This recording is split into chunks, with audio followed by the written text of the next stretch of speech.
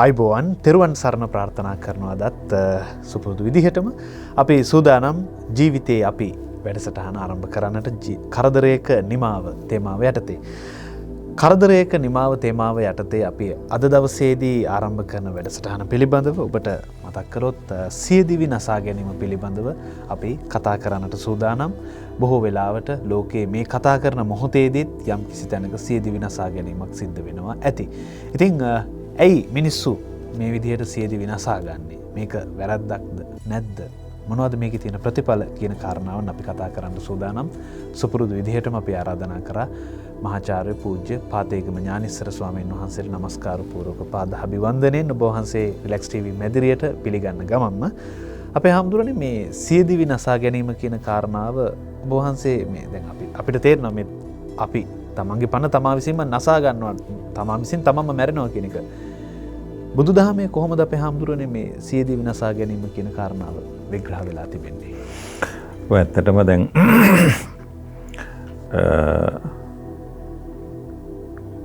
බුදුරජාණන් වහන්සේ දේශනා කළ පංචශීලයේ පළවෙනි ශික්ෂාපදය තමයි පාණාතිපාතා වේරමණී සික්ඛාපදං සමාදියාමි කියලා කියන එක. ඒ කියන්නේ පණ ඇති සතුන් පණ ජීවත් වීමට කාලය තිබියදී කලින් ඔවුන්ගේ ජීවිතය තොර කරන්නේ නැහැ කියන ශික්ෂාපදය ගිවිසුම පොරොන්දු පත්‍රය අරගෙන තමයි බුද්ධ ආගම බෞද්ධයෙක් හැටියට එයා බෞද්ධයෙක් බවට පත් වුණ ගමන් එයාට තියෙන පොරොන්දුව. තුනුරුවන් සරණ ගිහිපු කෙනා බෞද්ධයා හැටියට සැලකනවා. එයාට තියෙන පළවෙනි න්‍යායපත්‍රයේ පළවෙනි පොරොන්දුව තමයි ඒක කිසි කෙනෙකුගේ ප්‍රාණය හානියකට පත් කරන්නේ නැහැ කියලා කියන එක. එතකොට කිසි කෙනෙකුගේ කියලා කියනකොට තමන් සමග අනික් අය. ඒ කියන්නේ උප්පත්තිය ලැබූ කෙනා මරණයට පත් වෙනවා කියලා කියන එක ස්ථිරයිනේ. උපන්න නිසා මැරෙනවා. මැරෙන නිසා උපදිනවා. මේ අදහස තමයි බුද්ධ ආගමේ සාකච්ඡා කරන්නේ. ඉතින් ඒ නිසා කිසියම් කෙනෙක් සියදිවි නසා ගන්නට කියලා හිතනවා නම් ඒක බරපතල පාපයක්. සියදිවි නසා ගන්නවා නම් ඒකත් බරපතල පාපයක්. සියදිවි නසා ගැනීම අපේ බෞද්ධ සමාජය තුළ පහුගිය කාලය තුළ ඉඳලා තරමක් වැඩි බවක් තියෙනවා. එතකොට ඒ සියදිවි නසා ගතිපු අය සියදිවි නසා ගැනීමට බලපාපු කරුණු හේතු හොයා බලනකොට මම දැක්ක දේ තමයි ඒ අය සියදිවි නසාගෙන තියෙන්නේ ඒ අයගේ කිසියම් මානසික ව්‍යාධියක් හැටියට. සමහර දැන් මනස මොළය හරියටම ක්‍රියාත්මක වෙන්නේ නැති වුණාම අපි කතා කරන දේ සංවේදන හරියට මොළයට ගමන් කරන්නේ නැහැ. දැන් අපි කතා කරන දේවල් කන් දෙක හරහා මොළයේ අදාළ තැනකට යොමු වෙනවනේ. අදාළයට යොමු වෙන්නේ නැහැ. ඒවට කියන්නේ මනෝ රෝග, මානසික රෝග කියලා කියනවා. මනසේ ඇතිවෙන ඒක මානසික රෝග කියලා කියන වචනෙට මම එච්චර කැමති නැහැ. මනෝ රෝග. මනසේ ඇතිවෙන දැන් මානසික කිව්වා මනසින් කළ කියන වගේ අදහසක් නෙන්නේ. එතකොට දැන් මනෝ රෝග. ඒ මනෝ රෝග මත මනසේ නෙමෙයි මොළේ. මොළය කියන භෞතික වස්තුව ක්‍රියාත්මක වෙන්න අවශ්‍ය මේ යම් කෙමිකල් ඉංග්‍රීසි වචනේ සිංහල වචනේ මට ඒකට එන්නේ ශ්‍රාවයන්. යම් ශ්‍රාවයන් අවශ්‍යයිනේ. එතකොට ඒවා පිළිබඳව අඩු වැඩිවීම මත ඒ ශ්‍රාවයන්ගේ අඩු වැඩිවීම මත හෝමෝන වර්ගවල අඩු වැඩිවීම මත මේක ගොඩක් වෛද්‍යවරු තමයි නිවැරදිව පැහැදිලි කරන්නේ. ඔය සැරොටොනින්, ඇග්‍රිනලින් වගේ හෝමෝන වර්ග ශ්‍රාවයන් වීම මත කෙනෙකුට තමන්ගේ ජීවත් වීමේ තියෙන ආසාව නැති වෙලා යනවා. එතකොට හිතනවා ජීවත් වෙලා වැඩක් නෑනේ. මේ සියල්ල අනිත්‍යයිනේ. මැරුණා නම් හොඳයිනේ. මැරෙන්නේ කොහොමද? එල්ලෙලා මැරෙනවද? ලිඳට පැනලා මැරෙනවද? එයාගේ හිතට එනවා හිතවිලි. සිතවිලි එනවා. දැන් බුද්ධ ආගමේ අනිත්‍යයි කියලා එකක් උගන්වලා තියෙනවා තමයි. දැන් බුද්ධ ආගමේ උගන්වපු අනිත්‍ය නෙමෙයි මෙතන තියෙන්නේ. බුද්ධ ආගමේ අනිත්‍ය කියලා උගන්වන්නේ මේ හැම දෙයක්ම හැමදාම එක විදිහට තියෙන්නේ නැහැ කියන එකනේ බුද්ධ ආගම උගන්වන්නේ. ඒක අවබෝධ කරගත යුතු ධර්මතාවයක්. ඒක දුක් විය යුතු ධර්මතාවයක් නෙවෙයි. දැන් අපි දවසින් දවස වෙනස් වෙනවා. තරුණ බව කාලයකට ලැබෙනවා, තරුණ බව මහලු බව කාලයකට ලැබෙනවා. ඒක බුද්ධ ආගමේ උගන්වන්නේ අනිත්‍යතාවය කියලා. දැන් ඒක මානසික අවබෝධය මත මිනිස්සු ඇති කරගත යුතු සංකල්පයක්. මොකද ඒ සංකල්පය අර මනස රෝගී වුණ කෙනා අනේ අනිත්‍යයිනේ, වැඩක් නෑනේ, කෑවයි කියලා මේ අතපය මොකටද මේ පෝෂණය කරන්නේ කියලා මරණය පතාගෙන ඉඳලා මැරෙනවා. ඒක ලෙඩක්. රෝගී තත්ත්වයක්. ඒකට බෞද්ධ ප්‍රතිකාරයක් තියෙනවා. වෛද්‍ය විද්‍යාව, ඉංග්‍රීසි වෛද්‍ය විද්‍යාවෙත් ප්‍රතිකාර තියෙනවා. බුද්ධ ආගමෙත් ප්‍රතිකාර තියෙනවා. සිංහල සිංහල වෙදකමෙත් ඒකට ප්‍රතිකාර තියෙනවා. ඒගොල්ලෝ කියන්නේ සෙම කිපීම නිසා, වාත පිත කිපීම නිසා ඒ වගේ සිතුවිලි එන්න පුළුවන් කියන එක. එතකොට දැන් ලෙඩක් හැදුනහම ලෙඩේට බෙහෙත් තියෙනවා. ලෙඩක් නම් ලෙඩේ. දැන් මගේ අත මෙහෙම කැපුණොතින් එතකොට මම මේ අත කැපුණාට බෝධි පූජා 21ක් තිබ්බ කියලා හරියන්නේ නැහනේ. සෙට් කවියක් කිව්වා කියලා හරියන්නේ නැහනේ. යන්ත්‍රයක් දැම්ම කියලා හරියන්නේත් නැහැ. මේ කැපුණු තුවාලයේ සුව වෙන බෙහෙත් දාන්න ඕන. බෙහෙත් දාලා ඉවර වෙලා අපල කාලේ වෙන්නේ නැති කියලා බෝධි පූජා ටිකක් තියුවට කමක් නැහැ. සෙට් කවියක් කිව්වට කමක් නැහැ. අපල කාලේ කියලා යන්ත්‍රයක් දැම්මට කමක් නැහැ. මොකද අසනීපයක් හැදුනහම ඒකට වෛද්‍ය ප්‍රතිකාර ඕන. එතකොට අසනීප කියලා කිව්වහම කායික අසනීප, මානසික ව්‍යාධි, කායික ව්‍යාධි, මානසික ව්‍යාධි කියලා කොටස් දෙකක් තියෙනවා. අපි මානසික සෞඛ්‍යය ගැන අද සමාජයේ මානසික සෞඛ්‍යය ගැන හිතන්නේ නැති තරම්, මනසට ආහාර නොදෙන තරම්, කයට ඇති වෙනකන් ආහාර දෙනවා, ශරීරේ හැමතිස්සෙම ක්‍රීම් ගගා හදනවා, හැඩ කරනවා. හැබැයි මනස හැඩ කිරීම ගැන කවුරුවත් කතා කරන්නේ නැහැ. ඒකට ඒ නිසා මිනිස්සුන්ගේ අද මානසික වශයෙන් හැමකෙරගෙන් පීඩනය වැඩි.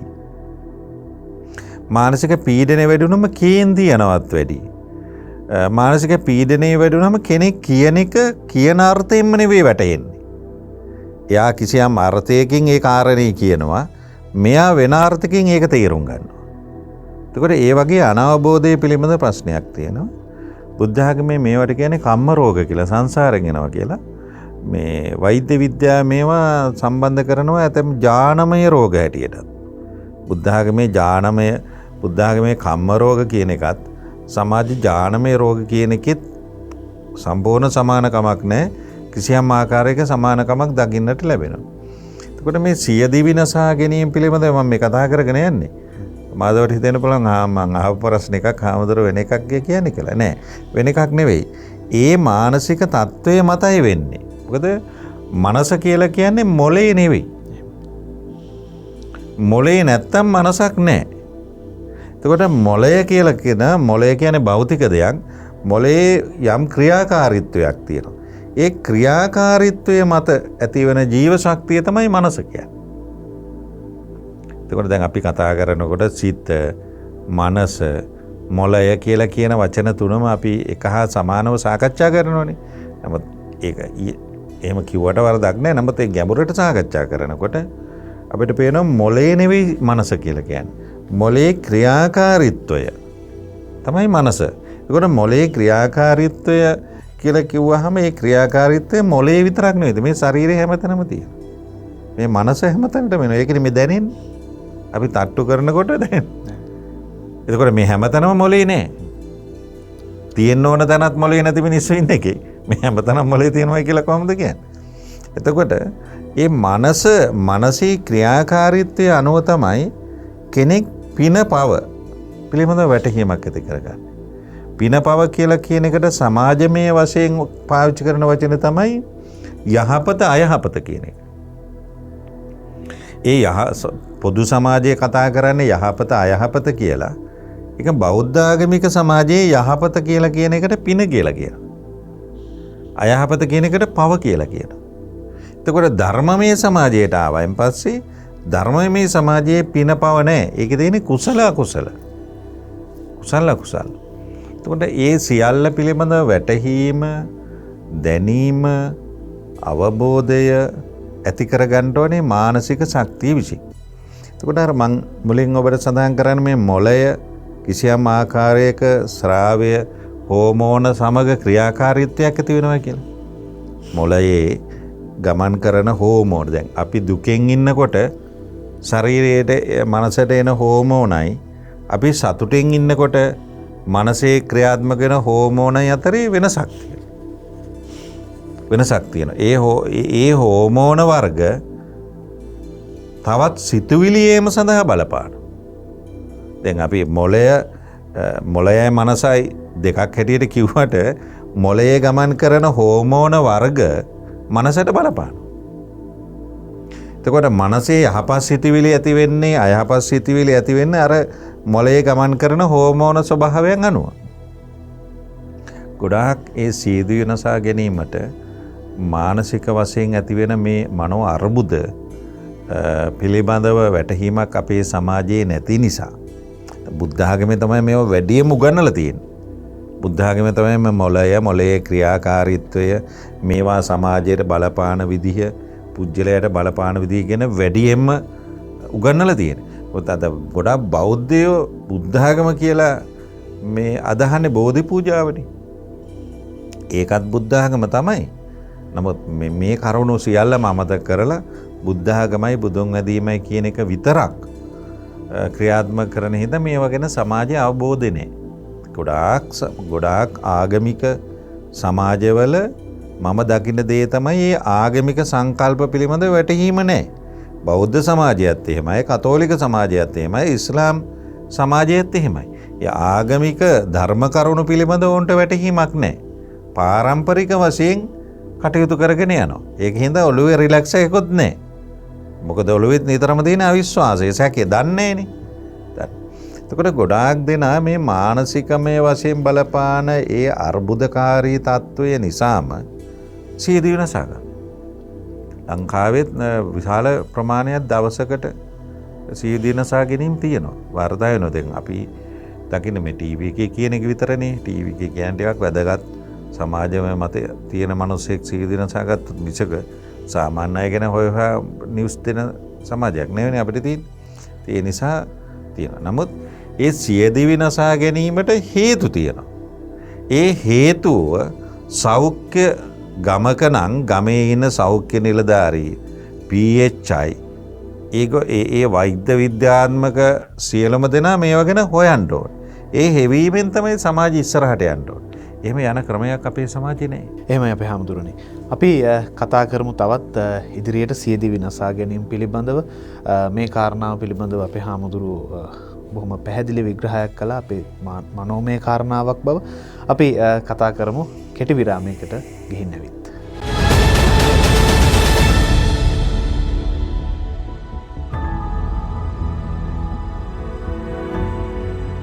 ජීවිතේ අපි අද රිලැක්ස් TV ඔස්සේ සියදිවි නසා ගැනීම පිළිබඳව කතා බහ කරනවා. ඉතින් සියදිවි නසා ගන්නට උත්සාහ කරන්නේ කරදර තිබෙන නිසා. අපි ඒ කරදර නැතිව අපිට අපේ ජීවිතය ගත කරන්නට ජීවිතාවබෝධයෙන් යුතුව ඉදිරියට අපේ ජීවිතය පවත්වාගෙන යාමට අවශ්‍ය කරන මාර්ගය විවර කරගන්නට ජීවිතය අපි වැඩසටහන අපි මේ විදිහට රැගෙන එනවා. අද අපිත් එක්ක සම්බන්ධ වෙන්නේ පූජ්‍ය මහාචාර්ය පාතේගම ඥානිස්සර පෙනායක ස්වාමින් වහන්සේ. අපේ හැමදෙරෝනේ ඔබ වහන්සේ විරාමයට කලින් අපිට පැහැදිලි කළා බොහෝ මානසික කාරණාවන් මොළයේ සිදුවෙන රසායනික විපර්යාසයන් වෙනස්කම් නිසා මේ දේවල් අපි තුල නිර්මාණය වෙනවා කියලා. අපේ හැමදෙරෝනේ සමාජයෙන් බලපෑමක් තිබෙනවද කෙනෙකුට සියදිවි නසා ගන්නට? එවැනි තත්වයකටපත් වෙන්නට? දැන් සාමාන්‍යයෙන් එහෙම කෙනෙකුට කියන්න පුළුවන්. මෙයා මැරියන් කියලා කිව්වා. එයාට මැරෙන්න විදිහට සමාජයේ වැඩ කළේ එහෙම කියලා. ඒක එහෙම කියන එක වැරදි. පුජ්‍යලයේගේ ජීවන අයිතිය පුද්ගලයාගේ ජීවත් වීමේ අයිතිය ධෛර්ය සම්පන්න අයිතිය තමා තුළ තියෙන්න ඕන. කෙනෙක් කිව්වා කියලා බෙල්ල වැලදා ගන්න යන්නේ නැහනේ. එහෙම බෙල්ල වැලදා ගන්න යනවා නම් එතන ප්‍රශ්නයක් තියෙනවනේ. කීම නෙවෙයිනේ. ඒ කියන්නේ මේක මානසික කාරණාවක්. ඒ පුද්ගලයන්ගේ මානසික සෞඛ්‍යය පිළිබඳව අපේ රටේ තිබෙන අපේ රටේ තියෙන ස්වභාවය ගොඩක් මදි. ඒ කියන්නේ මානසික සෞඛ්‍යය පිළිබඳව අපේ රටේ මිනිස්සුන්ගේ තුල හැඟීමකුත් නැහැ. වෛද්‍යවරු ඒ පිළිබඳව හොයන්නෙත් නැහැ. ඇතැම් වෛද්‍යවරු පවා මනෝ වෛද්‍යවරු පවා මේවා පිළිබඳව මිනිස්සුන්ට දෙන උපදේශ ඇතැම් අය හැම කෙනාගේම නෙවෙයි මම කියන්නේ. මිනිස්සුયો පවා මේ පිළිබඳව හරි මේ වැරදි සහගත විදිහට කටයුතු කරන්නේ. දැන් පහුගිය දවස් සිද්ධියක් වුණා. ඊටාම අමාරු. දැන් මොකද මේ මනෝ අවුල් තියෙන අයත් එක්ක සාකච්ඡා කතා කරන්න ඕන හරි කල්පනාවෙන්. හරි කල්පනාවෙන්. මොකද දැන් Taman කියන එක නෙවෙයි ඕන් තේරුම් ගන්න. ඒ මානසික අර්බුද තියෙන අය මං කිව්වයි මනසේ තියෙන තේරුම් ගැනීම පිළිබඳ ප්‍රශ්න තියෙන ඒ රෝග තියෙන අය සමග කතා කරන්න ඕන හරි කල්පනාවෙන්. මොකද අපි කියන එකම නෙවෙයි ඕන් තේරුම් ගන්න. මොකද තේරෙන්නේ වෙන විදිහක්. ඉතින් මම බොහොම අමාරුවෙන් එක අම්මා කෙනෙක් මසනීප අම්මා කෙනෙක් බොහොම අමාරුවෙන් එයා ගැන කතා කරලා එයා යාළු කරගෙන සුහද කරගෙන එයාට උපදේශකුත් දීලා අංගොඩ මානසික සෞඛ්‍ය පරීක්ෂණ ආයතනය කියලා එකක් තියෙනවා. මොකද ඉස්සර තිබුණේ පිස්සන් කොටුනේ දැන් පිස්සන් කොටු නෑ. දැන් පිස්සු කියලා රෝගයක් නෑ කියලා හොයාගෙන තියෙනවා. දැන් එහෙම අසනීපයක් නෑ. එතකොට මම මේ අම්මයි තෙන්ට යවුවා වෛද්‍යවරයෙක් හමු වෙන්න කියලා. ඊට පස්සේ ඒ හිතපු ડોක්ටර් කෙනෙක් කතා කියපු කතාවලට මේ මිනිස්සයාට කියන්න ගිහිල්ලා ආයාව.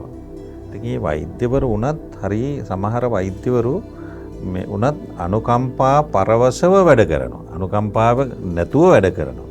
මොකද ලෙඩා ලෙඩෙක් හැටියට අඳුන ගන්න එපා. ලෙඩාගේ අතින් වැරදි සිද්ධ වෙන්න පුළුවන්. දැන් ඉස්පිරිතාලයක් ගත්තාම ඉස්පිරිතාලේ ලෙඩ්ඩු ඉන්නවා. ලෙඩ්ඩු අතින් වැරදි 100 ගණන් සිද්ධ වෙනවා. එයා ලෙඩෙක් නේ. එතකොට එයාගේ මේ වැරද්ද වුණා මේ වැරද්ද වුණා අත දික් කරන්න කිව්වම අත දික් කරේ නැහැ. ඉන්ජෙක්ෂන් එකද ගහන අත දික් කරපෙලා කරේ නැහැ කියලා ලෙඩ්ඩුන්ට බනින දොස්තරලත් නර්ස්ලත් ඇටෙන්ඩන්ට්ලත් නේ අපේ ඉස්පිරිතාලවල ඉන්නේ. ඒ කියන්නේ මේ බෞද්ධ සමාජයක් වලත් ඉතින් මේක කොච්චර වෙනස් වෙනවද දැන් සමහර දියුණු රටවල දෙඩෙක් වුණාම මේ ලෙඩාට පුදුම සැලකිලි. නමුත් මේ අපේ බෞද්ධ පන්සල් සමාදන් වෙන මිනිස්සු දැන් පඩියට වැඩ කරන්න ගිහිල්ලා බොහොම තමන් අකුසල සිද්ධ කරගන්න. අපි කියමුකෝ වෛද්‍ය ශාස්ත්‍රය ගත්තාම ස්පිරිතාල ශාස්ත්‍රය ගත්තාම පඩිත් අරගෙන නිවන් දකින්නත් පුළුවන් සේවයක් නේ කොල කරන්නේ.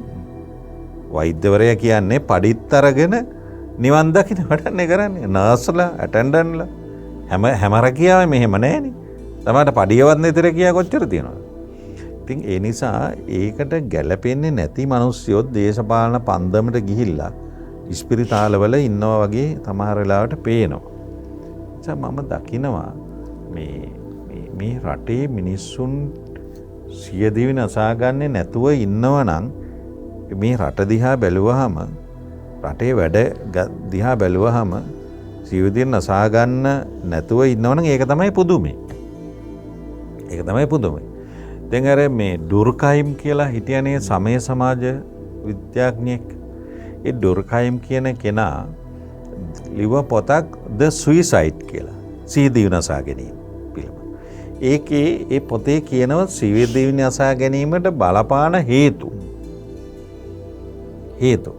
ඒකේ එක හේතුවක් තමයි අනෝමීය සාධක කියලා දක්වලා තියෙනවා. අනෝමීය සාධක කියලා කියන්නේ මානසික වශයෙන් ඒ පුද්ගලයා හිතලා කල්පනා කරලා මේ සමාජය දිහා කල්පනා කරනවා. සමාජයේ නීති රීති පද්ධතිය පිළිවෙලක් නැහැ. සමාජ සුදුස්සාට සුදුසු තැන නැහැ. නුසුදුස්සෝ ඒවයි පිරීලා ඉන්නවා. කොච්චර ඉගෙන ගත්තත් රැකියා නැහැ. සමාජය තුළ සාදු ධර්ම බිඳ වැටිලා. සමාජය තුළ සදාචාරයට තැනක් නැහැ. දැන් මේවා දකිනකොට මිනිස්සුන්ගේ හිතවල කලකිරීමක් නැති වෙන්නේ. ඒ කලකිරීම මත සීදු වෙනසා ගන්න කොටසකුත් ඉන්නවා කියලා ඔහු ඒ පොතේ දක්වලා තියෙනවා.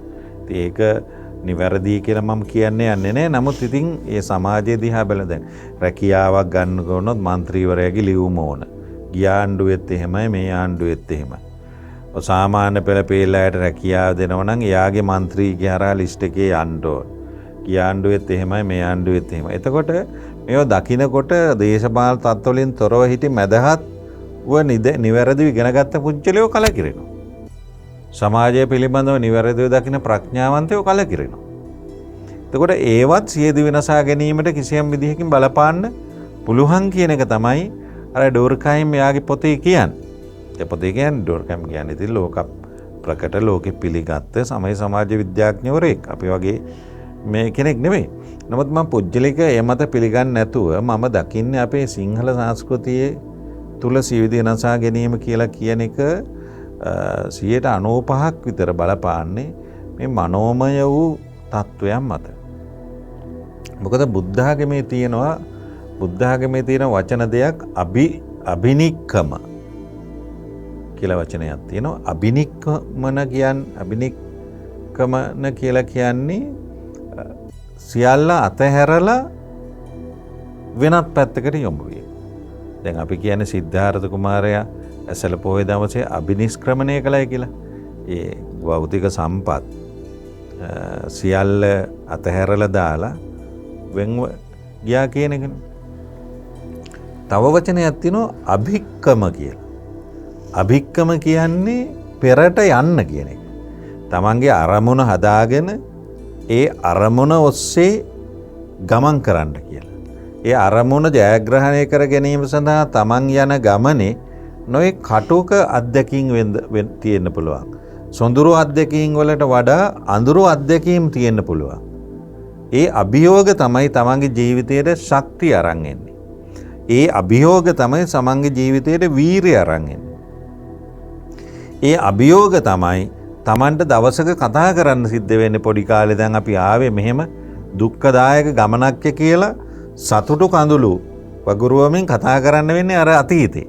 ඒ නිසා අභික්කම කියලා කියන වචනේ ඇත්තටම අපේ සමාජයට වැදගත්. තමන්ගේ අරමුණක් හදාගෙන අරමුණක් නැහැනේ මිනිස්සෙකුට. අරමුණු දෙකයි තියෙන එක නිවන් දැකීම. අනිත් එක මෙලොව යහපත් පුජ්‍යලයක් වීම. මෙලොව යහපත් පුජ්‍යලයක් වීම සඳහා තමන්ට අරමුණක් නැති හින්දා තමන් මොඩියුලයක් හදා ගන්නවා. සමහරට මම අයියා වගේ අක්කා වගේ නැන්දා වගේ මාමා වගේ මම ඔවුන් අනුගමනය කරමින් ඉස්සරහට යනවා. අනුන්ගේ දේවල් ගන්න එක හොඳ නෑ. අනුන් දිහා බලලා ඒ එතනින් අරමුණ අරගෙන තමන් යන ගමන අභික්කම. ඒක හරි වටිනවා. එහෙමයි. අපේ හම්දුරනේ අද මේ කාරණාව තව බොහෝ දේවල් ඉදිරියට කතා කරමු. අද අපේ ජීවිතයේ අපි වැඩසටහන තුලින් සියදිවි නසා ගැනීම පිළිබඳව කතා බහ කරන්නේ. තව ඉදිරියට කතා කරමු. මේ කෙටි විරාමයට ගිහින් නැවත.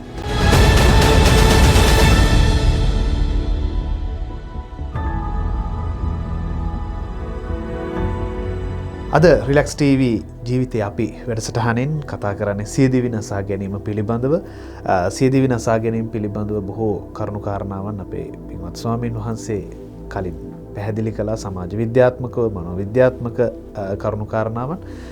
අද අපි මේ කාරණාව කතා කරගෙන යනකොට අපේ හාමුදුරනේ මේ ත්‍රිපිටකයේ සඳහන් වෙනවා ගෝධික සූත්‍රය. භික්ෂුන් වහන්සේ නමක් සිය ගෙල සිඳ ගැනීම පිළිබඳව. දැන් මේ කාරණාව දැන් මම මෙහෙම කිව්වහම වෙන අපේ බලාගෙන ඉන්න කෙනෙකුට හිතන්න පුළුවන් භික්ෂුන් වහන්සේ නමක් බෙල්ල කපා ගන්නවා. ඒක හරි අමුතුයි වගේ එකක් හිතෙන්නට පුළුවන් අපේ හාමුදුරනේ. හාමුදුරනේ මේ කාරණාව පැහැදිලි කරලා දෙන්නකෝ. කොහොම ඇයි මේ වගේ කාරණාවක් සූත්‍ර පිටකයට සම්බන්ධ වුණේ කියන එකත් එක්කම. සූත්‍ර පිටකයේ සංයුත්ත නිකායේ තියෙනවා දකින්න ලැබෙන ගෝධික සූත්‍රය. ඒ ගෝධික සූත්‍රයේ ගෝධික හාමුදුරුවෝ පිළිබඳ සිද්ධියක්. ගෝධික හාමුදුරන්ට තිබුණා ජීවන අරමුණක්. ගෝධික හාමුදුරන්ට තිබුණ ජීවන අරමුණ තමයි මේ භවයේදීම මම විදසුන් වඩලා රහත් වෙන්න ඕන කියලා. හාමුදුරුවෝ උත්සාහය අතහැරියේ නැහැ. ඉතින් හාමුදුරුවෝ එකපාරක් හොඳට භාවනා කරලා ධ්‍යාන භාවනා උපදවා ගත්තා. රාත්තුනේ නෑ ධ්‍යාන උපදවා ගත්තා. හාමුදුරුවන්ට හරිය සතුටුයි දැන්. ධ්‍යාන ලාභී භික්ෂුන් වහන්සේ නමක්නේ කියලා හරි සතුටුයි. ඊට පස්සේ දැන් ධ්‍යානවල ස්වභාවය තමයි මනස වර්ධනය කිරීමෙන් ධ්‍යාන උපදින වගේ මනස කෙලෙස් වලින් පිරුණු ගමන් ධ්‍යාන නැති වෙලා යනවා. ධ්‍යාන පිරියනවා. දැන් සෝවාන් සකෘදාගාමී අනාගාමී අරහත් වැනි ඒවා එහෙම ලබාගත්තෙන් පස්සේ ආපහු පිරිහෙන්නේ නැහැ. නමුත් ධ්‍යානවල ස්වභාවය එහෙම පිරියනවා. ඉතින් ගෝධික හාමුදුරුවෝගේ ධ්‍යාන පිරියුණා. හාමුදුරුවෝ උත්සාහය අතහැරින ආයිත් ධ්‍යාන වඩාගෙන කියලා ධ්‍යාන ලබා ගත්තා. 7 වෙනි ධ්‍යානය දක්වාම ගියා. ඊට පස්සේ ආයි පිරියුණා.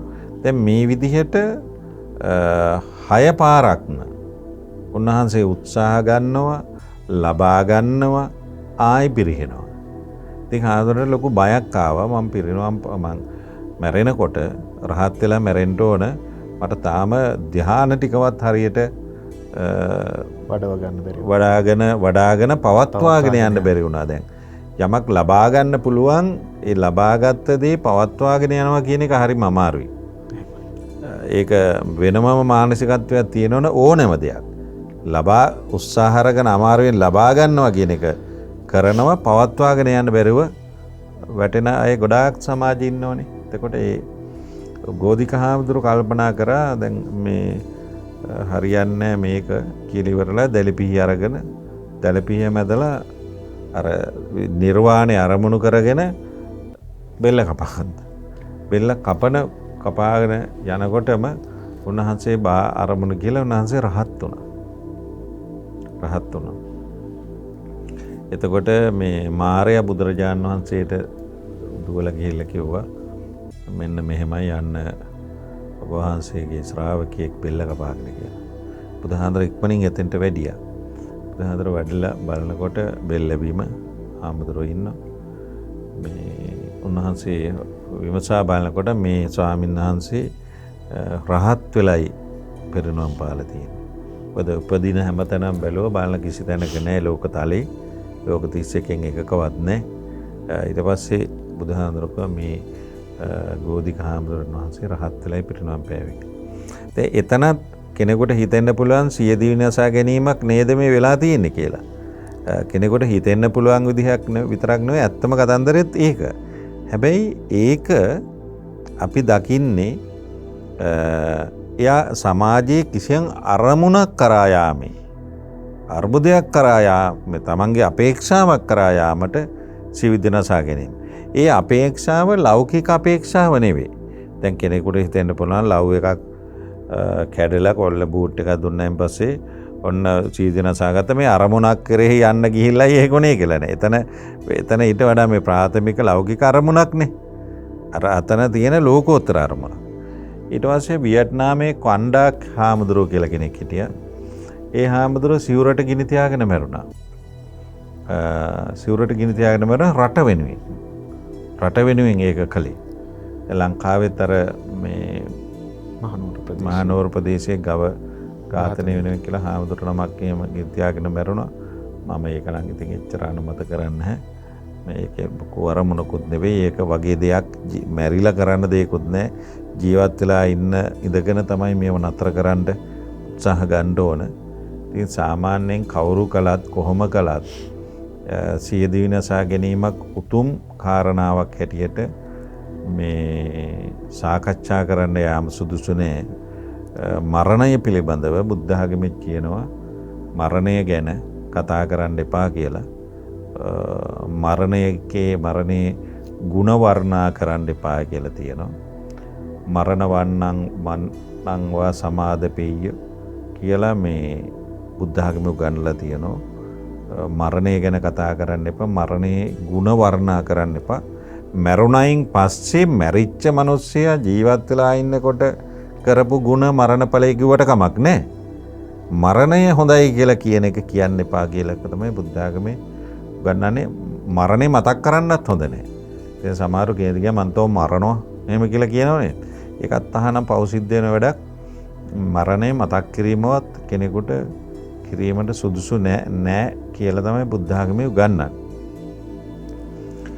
ඒ නිසා අපි දකිනවා මේ සමාජමය වශයෙන් දැන් අපිට ආගමික සමාජය තුළත් ජාර්ථනික සමාජය තුළත් අපි ඇතැම් අවස්ථාවල දකිනවා සියදිවි නසා ගන්න ගතිපු අවස්ථා. ඔබ කියපු ගෝධික හාමුදුරන්ගේ සිද්ධියත් ඒ වගේ එකක්. නමුත් මැරෙනවට වඩා ජීවත් වෙලා දෙමින් ජීවිතය දිනන්නට උත්සාහ ගන්න පුළුවන් හොඳ මානසිකත්වයක් තියෙන කෙනෙකුට ඒ හොඳ මානසිකත්වය නැති වෙන්නේ එකම අරමුණක ඉඳගෙන එක විදිහටම තනියම හුදකලා විඳගෙන කල්පනා කිරීමට යාමේ ප්‍රතිඵලයක් හැටියට කියලායි මම දකින්නේ. එහෙමයි බෑ. අද සියදිවි නසා ගැනීම පිළිබඳව කතා බහ කරන්නේ. මේ කතා බහ තුළ අපේ හාමුදුරනේ තව කාරණාවක් ඔබ වහන්සේගෙන් විමසන්නට කැමති. කෙනෙක් තුළ සිත් රිදීමක් එන්න වර්ධනය වුණාම මේ සිත් රිදීම ඔහුට දරා ගන්න බැරි වෙන, ඔහුට සාපේක්ෂව දරා ගන්නට බැරි වෙන තත්වයක් එළඹෙන්නට පුළුවන්. අපේ හාමුදුරනේ අවසාන වශයෙන් කරන්නට දෙයක් නැහැ. ඒ නිසා මම සියදිවි නසා ගන්නවා, මම බෙල්ලවල දා ගන්නවා කියන මතයකට යන්නට පුළුවන්. මෙහෙම සිත් රිදීම් කියන මේ හිත පුළුවන් තරම් ඒ සිත් රිදීම් නිසා කලකිරීමට පත්වීම වගේ දෙයක් වගේ කලකිරීමට පත්වීමක් වගේ දෙයකට එනකොට අපේ හාමුදුරනේ කොහොමද සියදිවි නසා ගන්න නැතුව අපි ආරක්ෂා වෙන්නේ? ඔව් ඇත්තටම දැන් ඔය සිත් රිදීම් සියදිවි නසා ගැනීම දක්වා යන්නේ ඒ එකම සිතවිල්ල එකම විදිහට නිහඬ පරිසරයක ඉඳගෙන තනිය කල්පනා කරන්න යාම ප්‍රතිඵලයක් හැටියට. දැන් මේකට හොඳම මේ ඔබ විමසපු ප්‍රශ්නයට හොඳම උදාහරණයක් හැටියට මට මතක් වෙන පුන්නෝවාද සූත්‍රය. පුන්නෝවාද සූත්‍රයේදී පුන්නහාමුදුර අපි කවුරුත් දන්න සුනාපරන්තයේ හිටපු පුන්නහාමුදුරෝ බුදුහාමුදුරුවෝ ගාව මහණ වුණා. උන්වහන්සේ කලින් වෙලෙන්දෙක් බිස්නස්කාරයෙක් බිස්නස් සියල්ලම සහෝදරයට බාර දීලා තමන්ගේ මලනුවන්ට බාර දීලා සියල්ල අතහැරලා මෙයා මහණ වුණා. මහණ වෙලා ටික දවසක් බුදුරජාණන් වහන්සේ ගාව වැඩ වාසය කරලා කිසියම් මාර්ගයකට පත්වනයෙන් පස්සේ උන්වහන්සේ බුදුරජාණන් වහන්සේට කියනවා බුදුහාඳුනේ මට ගමට යන්න ඕන කියලා. ගම කොහෙද? සුනාපරන්තේ. එතකොට ගමට යන්න ඕන කියලා කිව්වහම බුදුරජාණන් වහන්සේ පුන්නහාමුදුරන්ගෙන් විමසනවා පුන්න සුනාපරන්තේ මිනිස්සු හරි ඡණ්ඩයි පරුසයි රෞද්‍රයි. ඕන් ඔබට බණීවි දොස් කියාවි කියලා. එතකොට පුන්නහාමුදුරුවෝ කියන්නේ ඕන් අපිට මට බැන්නොත් බුදුහාමුදුරනේ දොස් කිව්වත් කමක් නැහැ, ඒගොල්ලෝ මට ගැහුවේ නෑනේ කියලා කියයි. කියලා හාමුදුරුවෝ කිව්වා. එතකොට බුදුහාමුදුරුවෝ කියනවා සමහරට ගහයි වාට ගැහුවා. ඒත් බුදුහාමුදුරනේ මට ඕන් මේ තුවාල කරේ නෑනේ. ඒක නිසා මම ඒගොල්ලෝ හොඳ මිනිස්සු හැටියට හිතනවා. නෑ ඔයා තුවාල කරයි.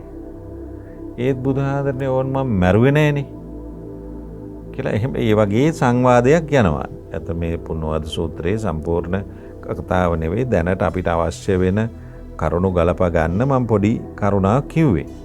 දැන් යන්නේ ඒ කාරණේ තුල මම දකිනවා දැන් මාධව කිව්ව හැටියට එකම සිද්ධිය එකම දේ නැතර හිතලා කලකිරිලා ජීවිතේ විනාශ කරගන්න කෙනෙක් ගැනනවා කිව්වේ. එකම කාරණේ නැවත හිතලා. ඒකට තියෙන විසඳුම තමයි ඒ කාරණය ඊට වඩා වැඩියෙන් හිතන්න ඕන. එයා මට රැව්වනම් එයා මට රැව්වට ගම දැන් රැව්වහම රවපු එක ගැනම හිතා ඒකම ගැන හිතා එහෙමම තැවි යා මට රැව්වා මං වගේ කෙනෙකුට රැවීම යා මං කොන් කරලා රැව්වේ කියලා හිතනවට වඩා එහෙම හිතන්න ගියොත් නේ මේ කලකිරීම වැඩි වෙන්නේ. එහෙම හිතනවට වඩා එයා රැව්වට එයා මට ගැහුවේ නෑනේ. එයා ගැහුවත් මම ජොබ් එකෙන් අස් කළේ නෑනේ. දැන් ඒ විදිහට දැන් අපිට වෙන්න තියෙන කරදරේට එයා අපට දක්වා ප්‍රතිචාරයට වඩා ඉහළ තව දේවල් තියෙනවා කරන්න. ඒ ඉහළින් කරන්න තියෙන දෙයක් අපි හිතන්න ගියොත් අපිට අර වෙච්ච දේ ප්‍රශ්නයක් නෑ. අපිට ඒ වෙච්ච දේ ප්‍රශ්නයක් නෑ. ඉතින් ඒ අර යම් කිසි සිද්ධියක් පිළිබඳව තමන්ගේ චින්තනය මෙහෙයවන්න ඕන ක්‍රමවේදයක් තියෙනවා. සිතට කරන්න බෑ කියලා දෙයක් නැහැනේ. සිතට කරන්න බෑ කියලා දෙයක් නැහැ. නමුත් ඒ නිසා තමන්ගේ ජීවිතය පිළිබඳව පුංචි දෙයටත් කලකිරෙන්නම බලාගෙන ඉන්න જાතියක් ඉන්නවා. ඒගොල්ලන්ගේ මනසේ එච්චර වර්ධනය වීමක් නැහැ. ඒ වර්ධනය වීම අභ්‍යාසමකින් හදන්න පුළුවන්. කායික අභ්‍යාසමකින් කය හදනවා වගේ මානසික අභ්‍යාස වලින් මනස හදන්න පුළුවන්. ඉතින් ඒ විදිහට චින්තනය මෙහෙවන්න අපි මනස හුරු කලන් හිටියොත් එහෙම කෙනෙකුට ඒක දුකක් බවට පත් වෙන්නේ නැහැ. දැන් ගොඩාක් දෙනා තමන් වැඩ කරන රැකියා ආයතනය පිළිබඳව අපි සමාජයේ 10 දෙනෙක් එක්ක කතා කරලා කලකිරලා ඉන්නේ. ඒ කලකිරීමට හේතු සාකච්ඡා කරනකොට මම එහෙම කරලා තියෙන නිසා මම මේ ඔබට කියන්නේ මේ මොකද්ද ඒකට හේතුව කියලා ඒ හේතු සාකච්ඡා කරනකොට එයාගේ රැකියාවයි එයාගේ රැකියාවට තියෙන රෝල් එකයි එයාට කරන්න තියෙන වැඩ කොටසක් තියෙනවා. ඒ වැඩ කොටසයි අතරේ සම්බන්ධයක් නැති දෙයක් මේ කියන්නේ. Tamanට පඩියක් හම්බ වෙනවා මේ වැඩ කොටස කළාම. එතකොට එයා ඒ වැඩ කොටසට අමතරව වෙන ප්‍රශ්න ඔළුවෙන් හදාගෙන රැකියා ස්ථානය ගැන ලොක්ක කතා බහ කරන නෝනලා ගැන ලොක්ක යන එන වෙලාව ගැන වටේට ඉන්න අය ගැන ඒගොල්ලන්ගේ රැවීම් ගෙරවීම් ගැන ඒව ගැන හිතන්න ගිහිල්ලා. නමුත් ඒ කිසිවක් එයාගේ ඩියුටි ලිස්ට් එකේ නැති ඒවා. එයාට පඩියක් දෙන්නේ එයාගේ ඩියුටි ලිස්ට් එකේ තියෙන වැඩ කොටසට. ඒ ටික කිරීම විතරයිනේ ඔහුට අදාළ.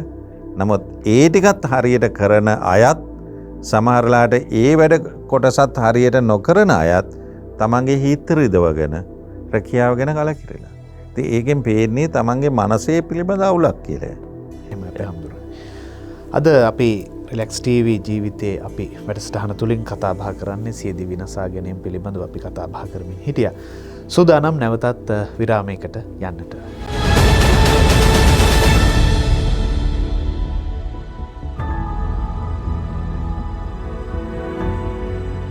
හොඳයි අපි සූදානම් නැවතත් සාකච්ඡාවට යමු වෙන්නට. අද සියදිවි නසා ගැනීම පිළිබඳව කතා බහ කරමින් සිටියේ.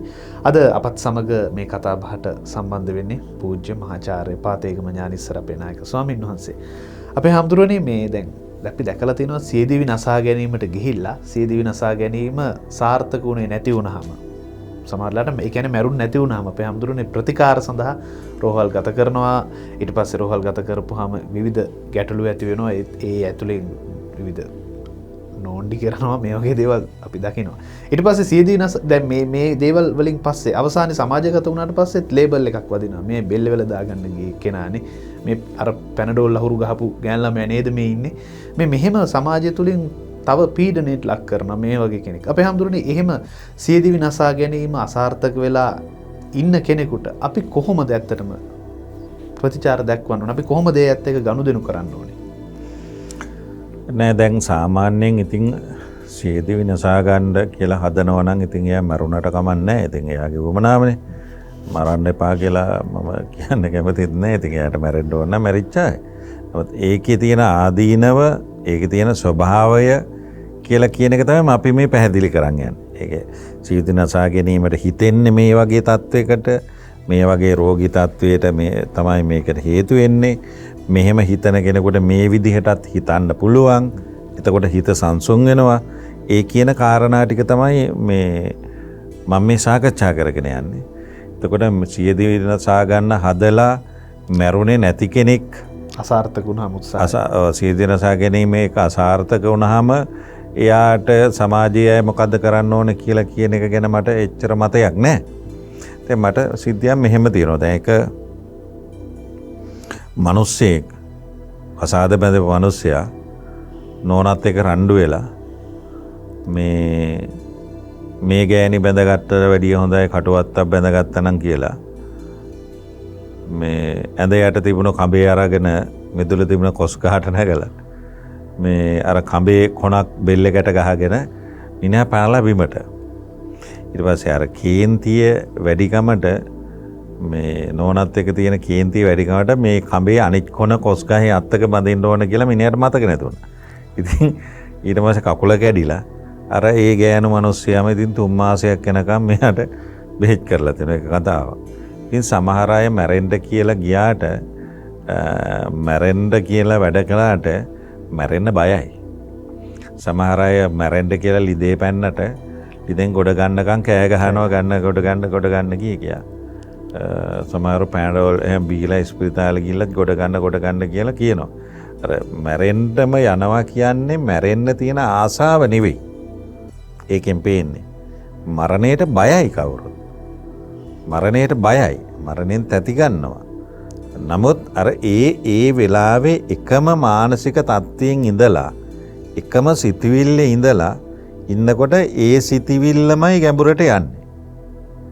ඒකයි බුද්ධ ආගමේ කියන්නේ කෙනෙකුට කල්පනා කරනකොට තනියම එක බිම බලාගෙන කල්පනා කරන තහනම්. බුද්ධ ආගමේ එක සිතවිල්ලක විනාඩි 3කට වැඩි ඉන්න තහනම්. බුද්ධ ආගම කියන්නේ මෙහෙම ඇස් දෙකෙන් සමාජයේ මේ වටපිට බලන්න. වටපිට බලන්න, බාහිර සද්ද අහන්න. මොකද සමහර දැන් ඔය අපේ අම්මලා එහෙම ඉන්නව ගෙවල් වල ගොඩක් අම්මලා උයන්න ගියාම පොල් ගානවා, පොල් අඹරනවා, කිරි මිරිකනවා, හොද්දට දානවා, ලුණු දානවා, එහෙම කරගෙන යනවා. ඒ ටික පුරුද්දට කෙරෙන්නේ මනසින් වෙන වැඩක්. බුද්ධ ආගමේ කියන්නේ මනසයි බාහිර ක්‍රියාවයි අතරේ සම්බන්ධයක් තියෙන්න ඕන කියලා. පරිසරයයි අපේ ක්‍රියාව අතර සම්බන්ධය. එතකොට මනස රිලැක්ස් වෙනවා. මනස රිලැක්ස් කරගන්න ඕන. අර තනියම මේකම අරමුණක් ඉඳගෙන ඇස් පියාගෙන කල්පනා කරන්න ගියාම එක අරමුණක ඒක යහපත් අරමුණක් නම් හොඳයි. අයහපත් අරමුණක් නම් කලකිරීම, දුක, සංතාපය, වේදනාව, ඉච්ඡාබංගත්වය, වැඩක් නැහැ, ප්‍රයෝජනයක් නැහැ කියන தત્ත්වය තමයි එන්නේ. ඒක භයානකයි. ඒක තමයි කල්සිය දිනසා ගැනීම දක්වා කෙනෙකුගේ යන්නේ. එහෙම නැතුව කෙනෙක් ආසාවට මැරෙන්නේ නෑ. මැරෙන්න ආසා කරන අය නෑ. මම මැරිලා යනවා නම් හොඳයිනේ කියලා සමහර අම්මලා වද වැඩි වුණාම ගෙදර දරුවන්ගේ අසාතු වුණාම කිව්වත් මැරෙන්න කැමති නෑ. කැමති නැති එක ඒ කැමති කියලා කියන්නේ ඒ දකින්න ජීවන අසාර්ථකත්වයේ මත. ඒ නිසා සමාජය තුල මරණය සහ මැරෙන්න කෙනෙක් කැමති නෑ. ඒ ඔගේ මානසිකමය වශයෙන් එකම අරමුණක් ගැන හිතන්න ගියාම ඕන්ට හිතනව වෙන විසඳුම් නෑ කියලා.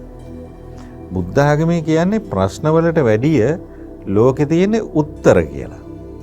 ඒ කියන්නේ කෙනෙක් දකින්න දැන් ප්‍රශ්න වැඩි කියලා නේ කියන්නේ. දැන් ප්‍රශ්න ගත්තත් බෙදනවනේ පුංචි උණ්ඩ පුංචි ප්‍රශ්න, ලොකු අත තරුණ ප්‍රශ්න, නාගියර නාගි ප්‍රශ්න නේද? එහෙම බෙදනවනේ. දැන් බුද්ධ ආගමේ කියන්නේ හැම ප්‍රශ්නයකටම උත්තර එකකට වැඩි ගාණක් තියෙනවා. ඒ ලෝකේ පිරලා තියෙන ප්‍රශ්න වලින් නෙවෙයි උත්තර වලින් කියලා. අර තනියෙන් එක අරමුණක ඉඳගෙනම හිතන කෙනාට හෝ අර මනස අවුල් වෙච්ච කිමිකල් ප්‍රශ්න සහිත පුජ්‍යලයන්ට හෝ ඒ පරම්පරාවල අයට හෝ එකත් බලපන ඒ පරම්පරාවල අයට හෝ එහෙම හිතාගන්න බැරි කමෙන් සමහර වෙලාවට අපි දකිනවා අපේ සමාජයේ ජීවිතය නසා ගන්න අය දුප්පත් අය විතරක් නෙවෙයි පොහොසත් අය, සල්ලි තියන අය, උගත් අය, නුහුගත් අය මේ ඔක්කොම මේ සඳහා ගොදුරු වෙන ස්වභාවයක් තමයි අපිට ඕන වෛද්‍ය පැත්තෙන් ඒ සංඛ්‍යා ලේඛන අරගෙන උනත් කතා කරන්න පුළුවන්.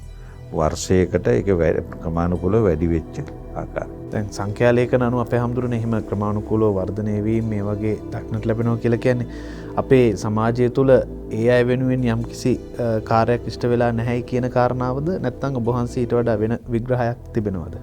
නෑ, ලංකාවේ අර මානසික සෞඛ්‍යය පිළිබඳව දැනුවත්කම අඩුයි. ශාරීරික සෞඛ්‍යය ගැන පුදුම තරම් ඩිස්පෙන්සරි දාගෙන වැඩ කරනවා. ස්පිරිතාල ගොඩක් තියෙනවා. නමුත් වඩා වැදගත් වෙන මානසික සෞඛ්‍ය පිළිබඳව හරිම අඩුයි. එහෙම අඩු පිරිසට වුණත් කෙනෙක් එහෙම වෛද්‍යවරයෙක් ගාවට යන්නේ නැහැ. දැන් මම නම් ওই මානසික රෝග විශේෂඥ කිව්වා මං කියන්නේ ඒක කපලා දාන්න කියලා. මොකද මානසික රෝග කියලා කිව්ව ගමන් මිනිස්සු බයයි. ඒ නමටත් බය නම් දොස්තරට කොච්චර බයද? එතකොට ඒ නිසා අර නම අයින් කරන්න. දැන් ඉස්සර තිබුණේ මානසික රෝග නේ පිස්සන් කොටුව කියලානේ. දැන් මේ බෝඩ් එක වෙනස් කරලා තියෙනවා. දැන් තියෙන්නේ මානසික සෞඛ්‍ය පර්යේෂණ ආයතනය කියලා. ඒ කියන්නේ මනසේ සෞඛ්‍ය එක හොඳ අදහසක් ආගේ හැර කවුරුත් ගත්තත් හොඳ අදහසක්. ඒ වගේම මානසික රෝග කියලා කියන වචනයට අපේ සමාජයේ ලොකු බයක් තියෙනවා.